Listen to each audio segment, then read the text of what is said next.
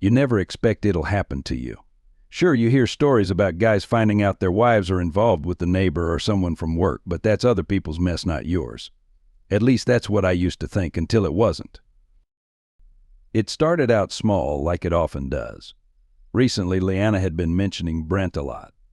Brent fixed the mower today, or Brent trimmed the hedges while you were at work, simple things. I thought he was just being neighborly, a decent guy helping out. I mean, he'd lost his wife a few years back and we'd been friendly enough. But then the mentions got more frequent, and something about the way Leanna said his name began to bother me. One evening, as I was at the dinner table with our 8-year-old Elliot, Leanna was in the kitchen, humming while she cooked. Out of nowhere, Elliot says, "Uncle Brent and Mom have fun when you're not here." It felt like a punch to the stomach. I kept my face calm for Elliot's sake, but inside something shifted. My heart pounded as I forced a smile. "What kind of fun, buddy?" I asked, trying to sound casual like I wasn't on the verge of losing it. "Like games and stuff," Elliot replied, stuffing spaghetti into his mouth. "They laugh a lot." It was innocent enough laughing isn't a crime.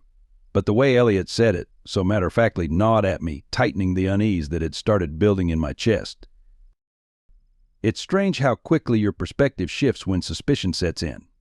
Suddenly, every little detail seems meaningful. I notice how Leanna started dressing differently, like putting on makeup just to be around the house, or wearing outfits that showed more skin than usual. She used to save those looks for date nights, but now she wore them on random Tuesday afternoons even when I'd been at work all day. And Brent's visits? They weren't just casual drop-ins anymore? One Saturday I took the day off and Brent showed up unannounced, looking awkward, almost as if he wasn't expecting me to be there. Leanna flashed that too bright smile, the one she uses when she's hiding something. "Hey, Dix," Brent said, rubbing the back of his neck like a guilty teenager. "Didn't know you'd be home." "Yeah, I bet you didn't," I muttered, glancing between him and Leanna.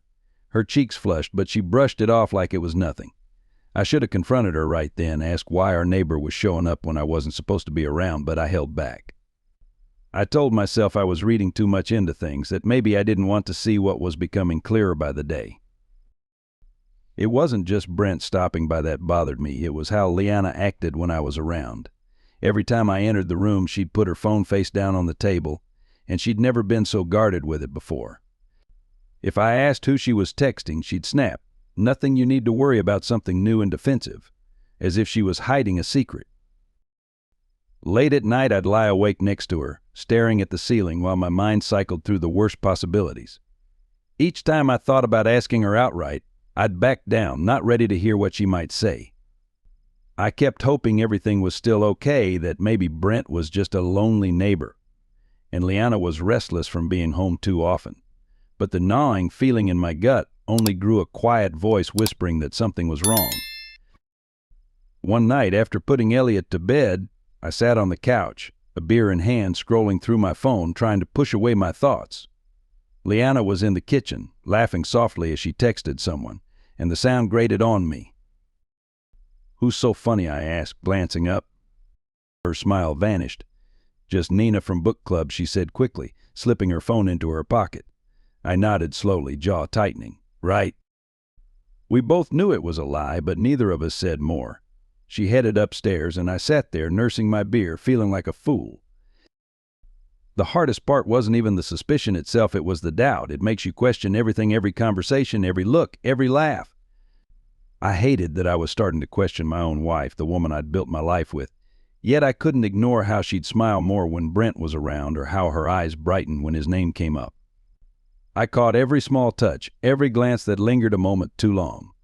I told myself I was being paranoid, but deep down I knew better. The night Elliot made that innocent remark about his mom having fun with Brent, that wasn't just kid talk. It was a clear sign, plain as day. I just wasn't ready to accept it yet, not out loud, not to myself. But I knew the truth was closing in, and once it did, there'd be no going back. That Friday afternoon, I wasn't supposed to be home early, but work was slow, so I thought I'd surprise Leanna, maybe take her and Elliot out to dinner, do something nice for a change.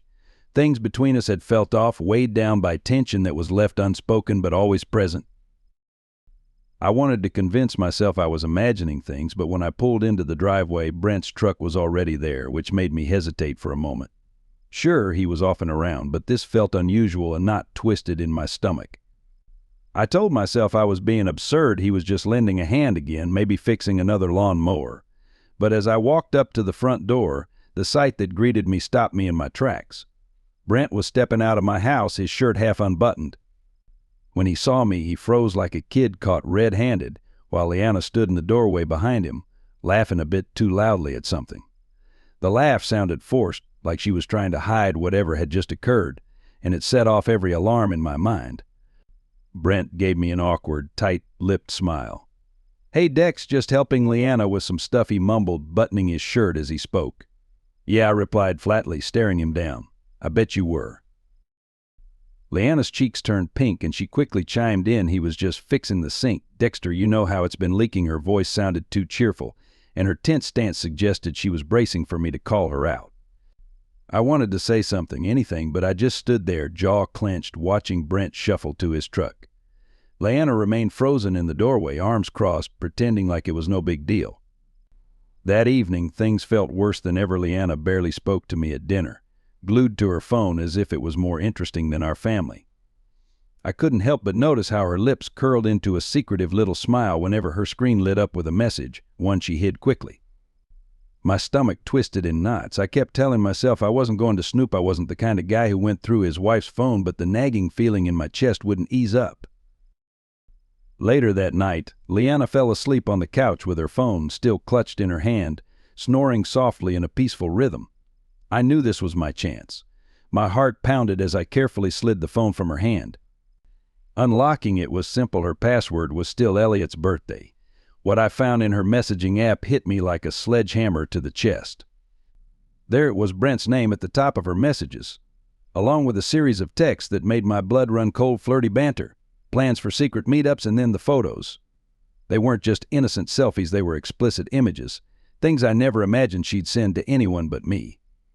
My stomach churned and my hands shook as I scrolled through each message, each worse than the last. Had fun today.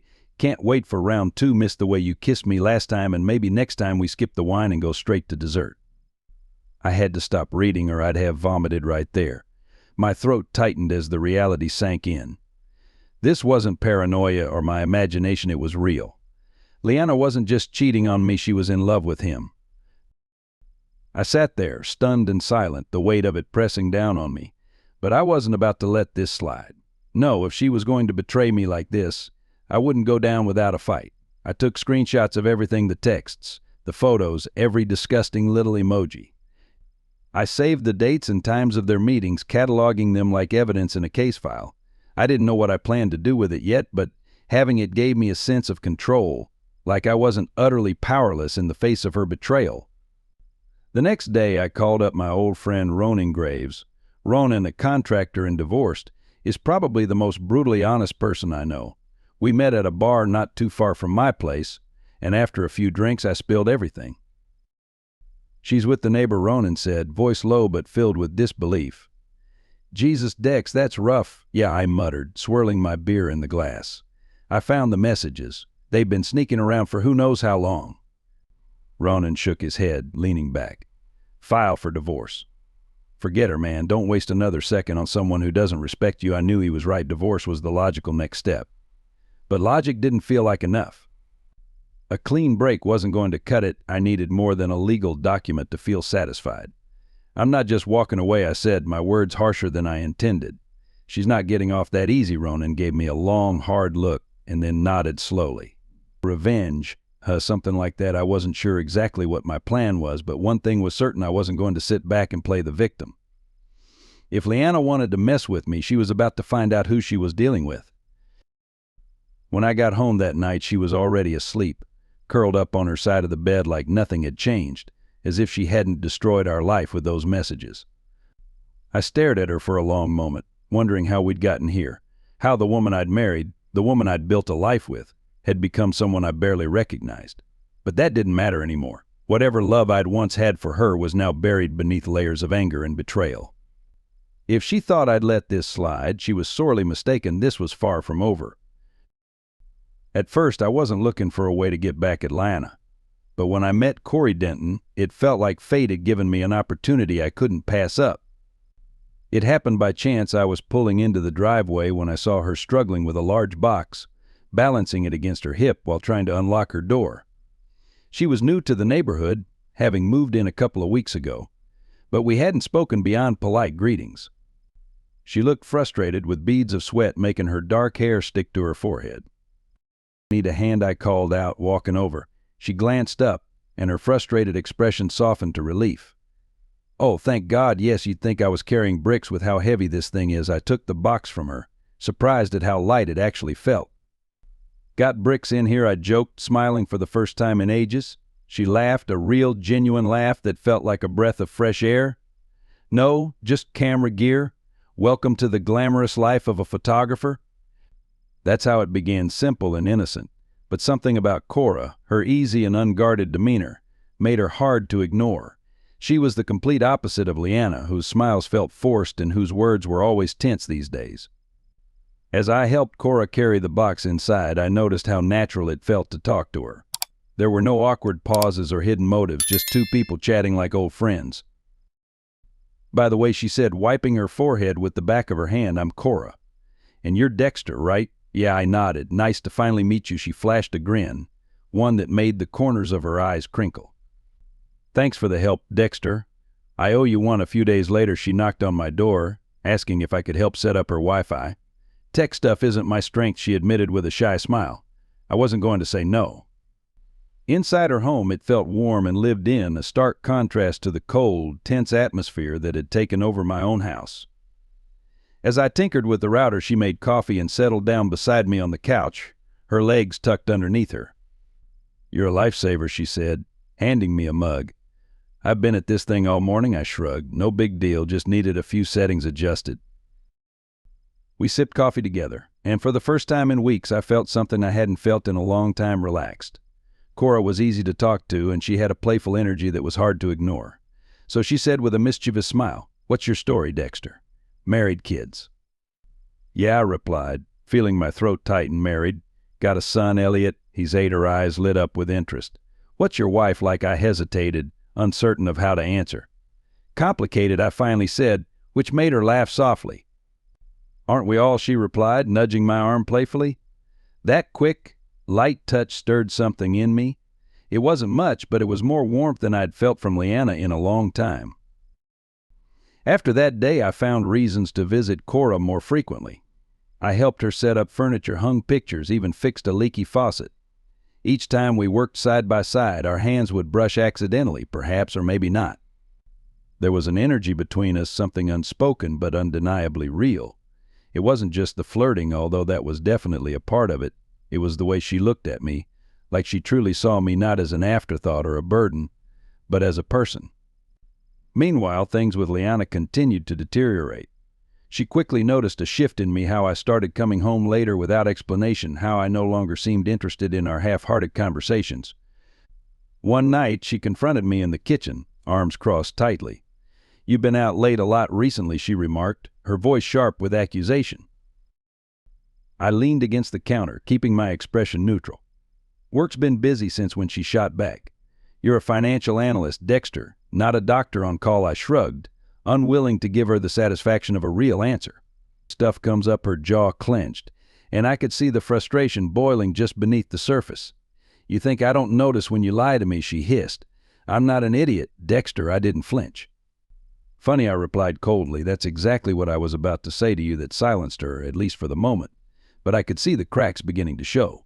She wasn't dumb. She knew something was off, and it was eating at her. And honestly, I enjoyed it. Every moment I spent with Cora, whether we were assembling furniture or chatting over coffee, felt like reclaiming a piece of myself that Leanna had slowly chipped away over the years. Knowing it was tormenting Leanna? That was just the cherry on top. I wasn't naive enough to think Cora was perfect, though. She was sharp. She sensed the anger simmering just beneath my surface almost immediately. "You've got a lot on your mind," she observed one evening as we sat on her porch, sipping beer. "I can tell." "Yeah," I admitted, not even trying to hide it. She tilted her head, studying me. "You ever think about just letting it all out, saying screw it and doing whatever makes you happy for a change?"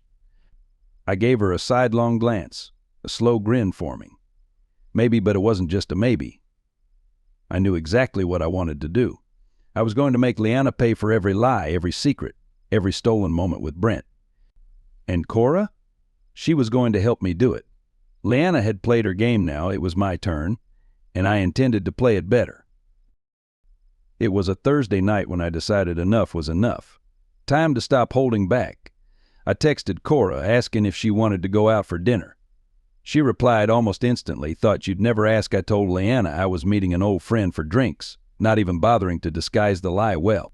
She didn't argue, but I saw the way her jaw tightened, and I knew it bothered her. Good, let her wonder, let her stew over it. At the restaurant, Cora was already waiting when I arrived, a playful grin on her lips. She wore a sleek black dress that hugged her curves in all the right places, her dark hair falling over one shoulder. When she noticed me, her eyes lit up with that familiar playful glint. "Wow," she said, standing up to greet me. "You clean up nicely, Dexter. You're not so bad yourself," I replied with a grin, feeling more alive in that moment than I had in years. Over dinner, we shared a bottle of wine, and conversation flowed effortlessly, as it always did with Cora. She flirted boldly, her foot brushing against mine under the table, and I didn't pull back. By the time dessert arrived, I was sure of how the night would end, and I welcomed it. After dinner, we didn't bother with any goodnight pretense at her door. The moment we stepped inside her home, a switch seemed to flip. The tension that had been building between us finally snapped, and we stopped holding back. Clothes hit the floor, hands roamed, and for the first time in what felt like forever, I didn't feel like an afterthought. I felt desired. When the night eventually wound down, we lay entangled in each other's arms, the room still buzzing with the afterglow. Cora rested her head on my chest, her fingers tracing slow circles on my skin. "No regrets," she whispered softly in the darkness. "Not one," I murmured, meaning every word. The next morning I drove home with Cora's scent clinging to my clothes. It was subtle but distinct, sweet with a hint of spice, the kind of fragrance that lingers like a secret. I didn't shower or change. I wanted Leanna to notice. When I walked through the door, she was already waiting in the kitchen, arms folded and eyes narrowing the moment she saw me. "Where were you?" she demanded, her tone tense. "Out," I replied casually, brushing past her. I saw her nostrils flare slightly as she caught the scent, her gaze flicking to my collar where a faint smudge of Cora's lipstick marked the fabric. Her expression faltered briefly, just long enough for me to see the cracks in her mask, but she quickly covered it with a forced smile. "You smell different," she remarked, her tone dripping with suspicion. I shrugged, acting indifferent. "Must be cologne from the bar. Some guys overdo it." I could almost feel her seething, but she held back for now. Over the following days, I kept seeing Cora, leaving small traces for Leanna to discover a phone left unlocked with a message from Cora, a jacket faintly scented with her perfume, or a playful text deliberately left in sight. The first time Leanna found one of Cora's messages, she tried to act nonchalant, confronting me casually as if she wasn't burning up inside. "Who's Cora?" she asked one evening as I came home late from yet another work meeting. "A friend," I answered with a shrug, not bothering to look at her as I kicked off my shoes. "A friend," she repeated, her voice a bit too high-pitched, her eyes narrowing. "Yep," I replied, deliberately vague, enjoying how the uncertainty gnawed at her. She tried to keep her cool, but it didn't last. I knew her too well, knew exactly how to press her buttons, and watching her unravel bit by bit was satisfying. One night, after I left my phone charging in the living room, I caught her snooping through it. She didn't realize I was standing in the hallway, watching her scroll through my messages with Cora. The moment she read the text, flirty, intimate exchanges that left nothing to the imagination, her face twisted with jealousy, anger, and hurt, all of it boiling just beneath the surface. She slammed the phone down on the counter, her hands shaking, and when she saw me standing there, her expression turned desperate and accusing. "So this is what you've been doing," she hissed, "sneaking around with some tub behind my back." I crossed my arms, meeting her glare with cold detachment. "Funny," I said, my voice calm. "I was going to ask you the same thing about Brent that shut her up for a moment." Her face went pale, and she opened her mouth to argue, but no words came out. She knew she had no right to be angry, not after what she'd done, but that didn't stop her from trying. "This is different," she stammered, her voice shaking. "What you're doing is," I cut her off sharply, "exactly what it is." Leanna stood there, stunned, her hands balled into fists at her sides. "You're disgusting," she spat. I just smiled. "Takes one to know one." From that point, things between us hit rock bottom. Every conversation turned into a fight, each interaction filled with bitterness and resentment. Through it all, I kept seeing Cora, savoring each moment of the affair and the twisted satisfaction it brought. Leanna tried to keep up appearances, but I could see her crumbling, unraveling bit by bit with nothing she could do about it. She had played her game and lost, and now she had to watch as I played mine colder, better, and without a shred of guilt. And the best part? I wasn't done, not by a long shot. It was only a matter of time before everything imploded. When you play these games, it's not about if you'll be caught, but when, and that morning it all blew up in our front yard. Cora had come by to return a lens she'd borrowed from another photographer, a simple excuse to see me before her next job. We stood outside, the morning sun warm on our faces, casually chatting while leaning against my truck like we didn't have a care in the world. I should have felt guilty laughing with her out there, but I didn't. I felt free. Then Leanna came out.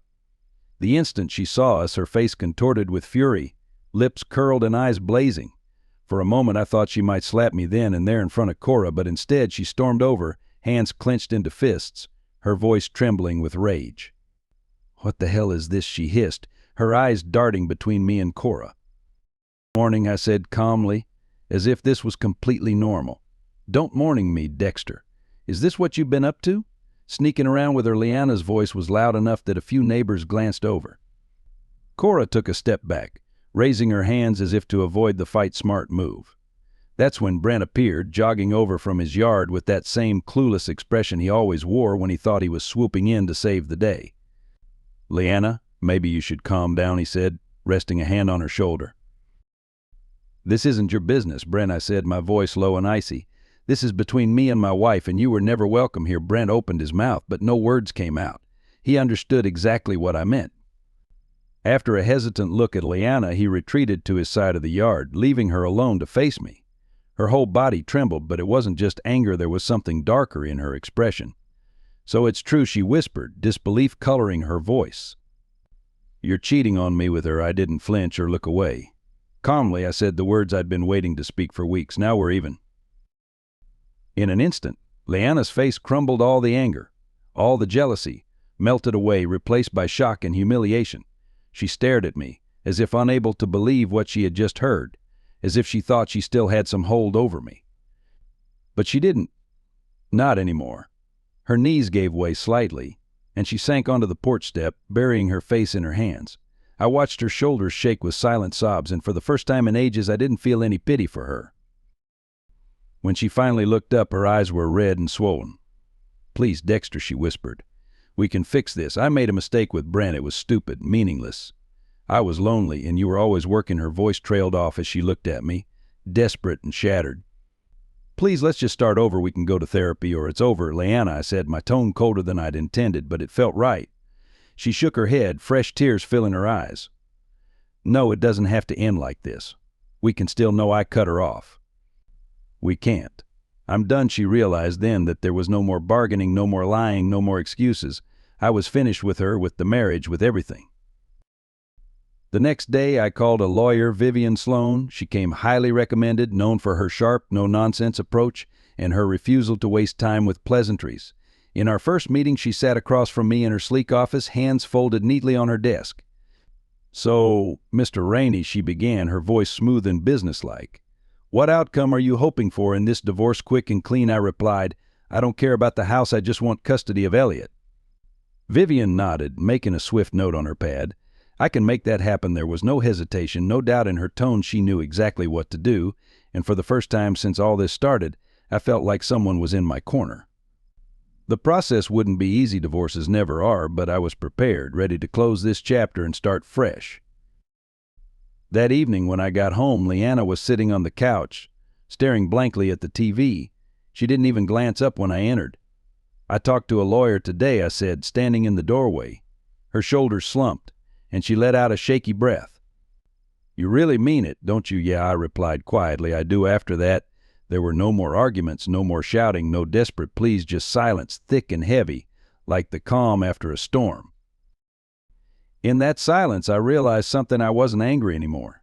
I wasn't sad either. I was just done with the lies, the betrayal, the games, done with everything that once was our marriage. For the first time in what felt like forever, I could breathe again, and it felt incredibly freeing. The divorce was finalized faster than I had anticipated, though it didn't make it hurt any less. Vivian Sloan handled everything with ruthless efficiency, papers filed, hearings scheduled, and within a few months it was official. Leanna and I were over. She kept the house, just as I'd told Vivian I didn't care about it. All I wanted was a fresh start, and with Elliot's custody arranged in my favor, I had what mattered most. The day I moved into my new apartment, I felt a strange mix of relief and emptiness. When a marriage ends, no matter how broken, it still leaves a void. I threw myself into old hobbies, hoping to fill the space that Leanna's betrayal had left behind. I went fishing more often, rising before dawn to cast my line into the still waters, letting the quiet embrace me like a blanket. I took up hiking again, losing myself on trails, pushing my body just to feel something. I even hit the gym a few times, working to shed the years of resentment and anger that had built up inside. Cora was still around, and for a while we continued seeing each other. It was good, casual, uncomplicated, no strings attached. But it didn't take long for me to realize that what we had couldn't last. She had been a distraction, a way for me to reclaim some sense of self after Leanna's betrayal. But distractions only serve their purpose for so long. One morning, as I lay in her bed, gazing at the ceiling, I realized it was time to let go. When I told Cora we should stop seeing each other, she just smiled, her expression soft and understanding. "I was wondering when you'd come to that conclusion," she said, kissing my cheek. "Take care of yourself, Dexter," and just like that, she was gone, leaving behind nothing but fond memories and a clean break, exactly what I needed. Meanwhile, Leanna kept reaching out. She called, texted, and even emailed me a few times. At first I ignored everything, but when it didn't stop, I blocked her number. I wasn't interested in reopening old wounds.